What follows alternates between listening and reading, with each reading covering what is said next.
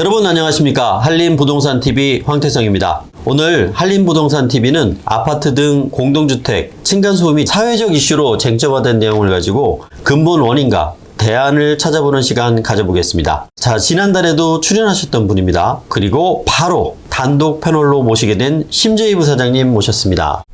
안녕하세요. 심재희입니다. 구독자 여러분, 다시 만나 반갑습니다. 네, 반갑습니다. 80년 만에 기습적인 폭우로 목숨까지 잃은 서울 반지하 주제로 저번에 고견을 주셨었는데요. 오늘은 이웃 간의 층간소음이 큰 사회적 문제로 대두되고 있는 점을 가지고 말씀을 나눠보도록 하겠습니다. 자, 심지어 층간소음이 살인까지 부르는 끔찍한 일들이 벌어졌었는데요. 근본적인 대책이 필요한 시점인 것 같아요. 그렇죠. 층간소음이 어제 오늘 문제는 아닙니다. 네. 살인이나 흉기 협박으로 번질 지경이면 얘기는 달라지는 거죠. 네네. 과거 2010년 대구, 2021년 여수에 있었던 일인데요. 네. 아파트 층간소음으로 이웃을 살해하는 끔찍한 일들이 벌어졌습니다. 네네. 그때 많은 일들 이웃 간의 층간소음 등의 갈등이 정말 심각한 수준에 이르렀죠. 이번 정부가 8.16 부동산 대책과 8.18 공동주택의 층간소음 개정안을 통해 기존 지어진 주택과 향후 지을 주택에 관한 층간소음 저감 방안을 제시하였습니다. 또한 지난 9월 5일에는 아파트 브랜드별로 층간소음 민원의 수를 공개하겠다는 발표도 있었습니다. 다시 말해 층간소음을 못 막는 아파트가 명품 브랜드가 될 수 없다는 정부의 아주 강경한 입장을 밝힌 바 있습니다. 네, 문제가 갈등까지 오른 상태에서의 방안이라 다소 좀 늦은 감이 있지만 그래도 다행스러운 일인 것 같습니다.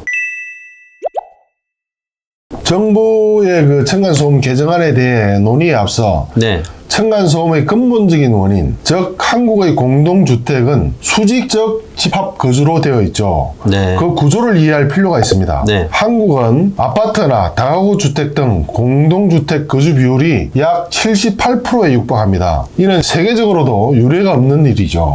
네, 그렇습니다. 주변을 둘러보면 아파트가 참 많구나 하는 생각을 했었는데 비율적으로 이렇게 말씀해 주시니까 참 어마어마합니다. 네, 역으로 말씀드리면 공동주택 거주 비율이 거의 80%에 육박하니 층간소음으로 인한 민원이 굉장히 많다는 이야기가 되겠죠. 그런데 아파트의 구조를 먼저 이야기하기 전에 우리가 소리의 전달 방법에 대해서 좀 알아봐야 될 것 같습니다. 그렇죠. 근본적인 원인을 우리가 어릴 적에 황 실장님 그 종이컵에 실을 엮어서 귀에다 대고 이렇게 말을 하고 전화기처럼 쓰는 거를 다 한 번씩 놀아봤을 겁니다. 어렸을 때 그렇게 많이 놀았습니다. 그런 경험들이 있을 텐데 그 실이 소리 전달의 매개체로 역할을 하는 거죠.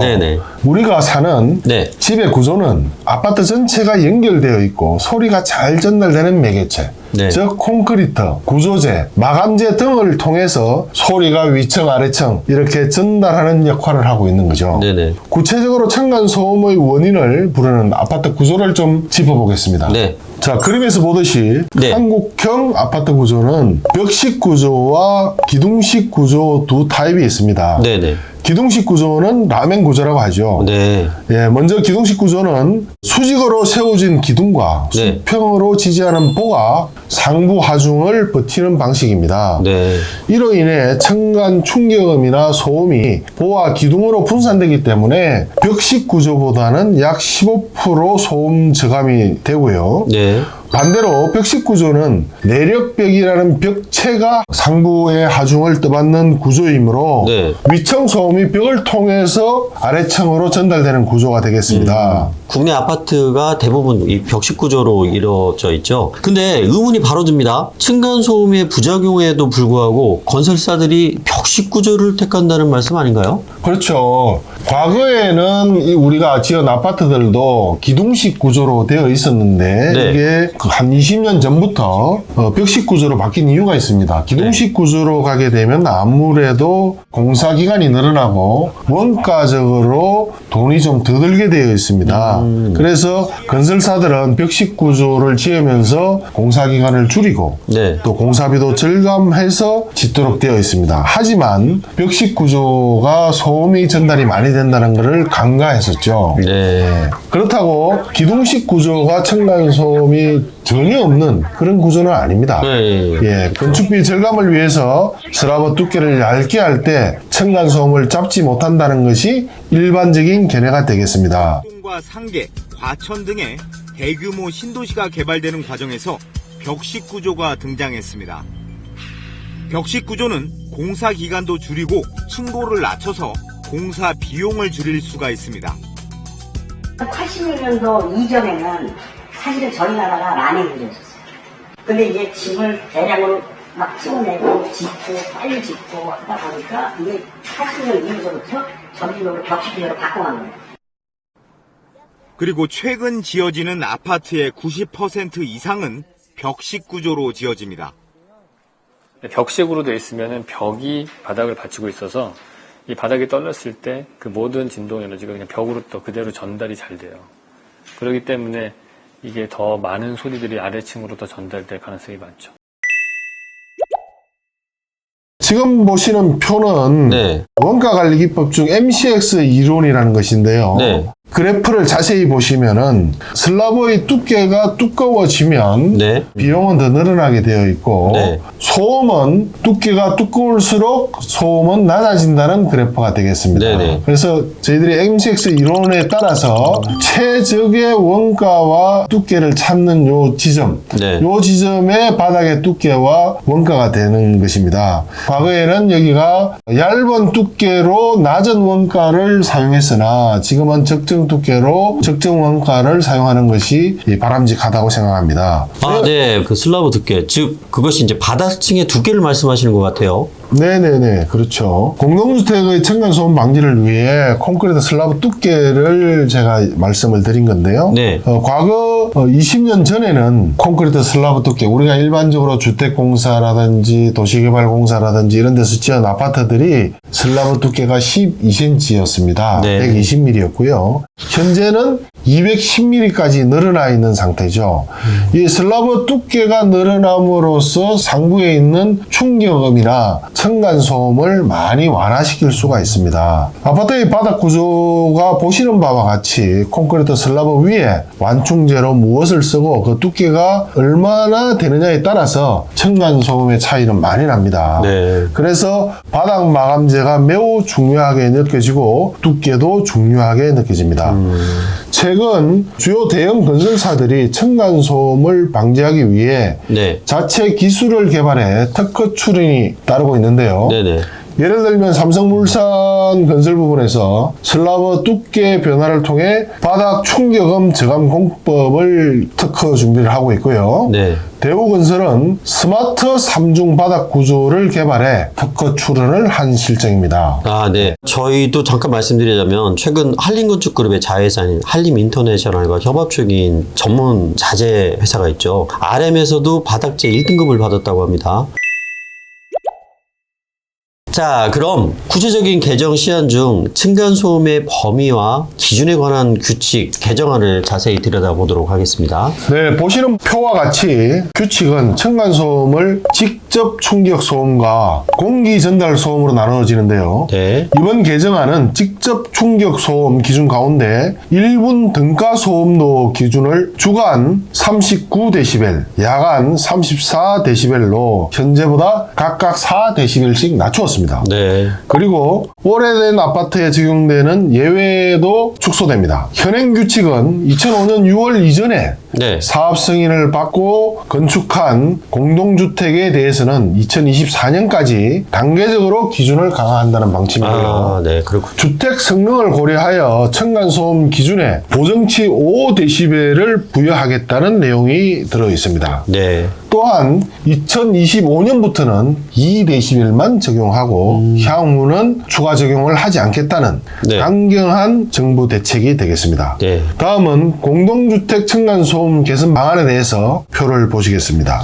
개선안에 대해서는 가정에 소음 저감 매트를 설치 시 또는 시공 시 최대 300만 원을 지원하고 층간소음을 줄이고자 고성능 바닥재 구조로 시공하면 관련 비용을 분양가 상한제로 고정할 것이 아니라 분양가에 가산해 줄 수 있도록 허용하겠다는 내용입니다.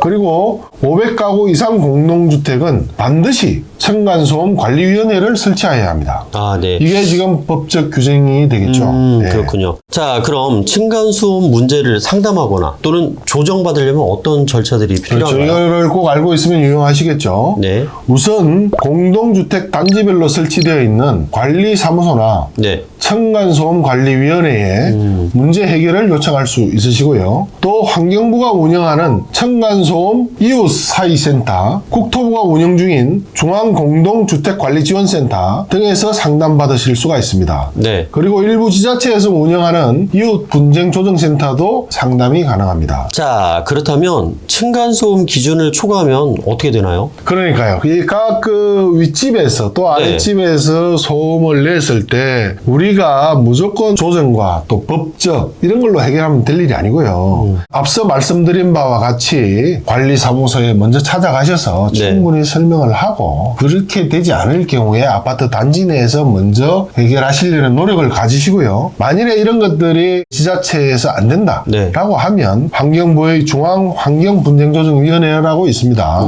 또 국토부에도 공동주택관리분쟁조정위원회가 또 있고요. 이를 통해서 충분히 보상을 받을 수도 있습니다. 자, 말씀을 들어보니까 정부가 관리기관을 통해서 층간소음 문제를 원만히 해결하는 의지가 이제 많이 좀 보여지는 것 같습니다. 환경부에서 1991년 설립 운영 중인 중앙환경분쟁조정위원회가 위원회 설립 25주년을 기념으로 2016년에 환경분쟁조정 25년사 사례집을 발간하였습니다. 이 내용을 보시면 환경분쟁에 대한 정확한 인식을 홍보함과 동시에 크고 작은 분쟁 사례를 통해 국민의 건강과 재산, 정신적 피해와 관련한 환경 분쟁을 신속하고 공정하게 해결하고 있습니다. 아, 네. 자, 그럼 혹시 아파트 층간소음으로 인한 소송과 배상 사례 같은 것들을 알 수가 있을까요? 네, 아주 많이 있죠. 중앙환경분쟁조정위원회에서 편찬한 사례집에 보면 여러 가지 사례들이 나오는데요. 지난 2003년 경기도 광주 소재 아파트에서 발생한 층간소음 사례를 설명드리겠습니다. 층간소음 피해를 최초 보상받은 사례로요. 1억 5,560만 원을 배상하라는 판례가 있었습니다. 1억 5천만 원이요? 와, 굉장히 많은데 이거 어떻게 된 일인가요? 네, 스토리는 이렇습니다. 아파트 주민 100여 명이 본인이 살고 있는 아파트가 다른 아파트에 비해 층간소음이 심하다게 느끼고 건축주에게 건물 보수 및 정신적인 피해 배상을 9억 9천만 원을 요구하였었죠. 그런데 환경분쟁조정위원회에서 현장 조사를 한 결과 신청인 아파트에서 측정한 중량충격음과 경량충격음이 70dB로서 층간소음과 인과관계가 있고 당초 검토 기준을 모두 초과했음을 확인하였습니다. 위원회에서는 층간소음으로 재산 피해가 개연성을 인정하며 약 1억 5천만 원을 배상하도록 결정한 내용이 되겠습니다. 아, 그래서 나온 금액이군요. 또한 여러 사례 중에 최대 배상액은 15억 2천여만 원을 배상한 적도 있습니다. 와우, 15억이요? 오, 대단하네요. 자, 결국 층간소음 판단 기준이 매우 중요한 법적 근거가 되는군요. 네, 그렇죠. 이번에 정부가 제시하는 공동주택 층간소음 법적 기준이 더 강화된다는 이번 발표는 결국 개정안을 통해 국민들의 생활 불편을 최소화하겠다는 방침이고요. 이 외에도 다양한 판례들이 기록되어 있으니 부동산 개발과 관련된 분들은 환경부가 발행한 환경분쟁조정 25년사를 꼼꼼히 살펴볼 필요가 있습니다. 네, 우리 신부사장님 말씀대로 공동주택 시행사 또는 거주하는 주민들께서는 환경분쟁조정 25년사를 자세히 살펴보시기 바랍니다. 자, 지금까지 층간소음 기준 강화 방침과 그 내용 그리고 배상 사례 등을 알아봤습니다. 자, 신부사장님 끝으로 말씀해 주실 내용 결론이 있으시다면 좀 말씀 부탁드리겠습니다. 네, 환경 분쟁 유형이 갈수록 다양해지며 복잡해지고 있습니다. 환경 문제는 국민 생활 속에 깊숙이 파고들어와 국민의 건강과 삶의 질에 대한 중요한 영향을 끼치고 있습니다. 특히 층간소음 문제는 각각의 국민들에게 매우 큰 스트레스를 주고 있죠. 이렇게 우리는 계속 싸워갈 것이 아니라 나는 누군가의 위층이고 누군가의 아래층이 되기도 합니다. 나를 기준한 생각에 따라 위층은 조그마한 소리를 내어도 시끄럽다고 생각하고 나는 뛰고 큰 소리를 내어도 아래층 사람에게는 정말 저 사람 너무 예민한 거 아니야? 이렇게 생각하죠.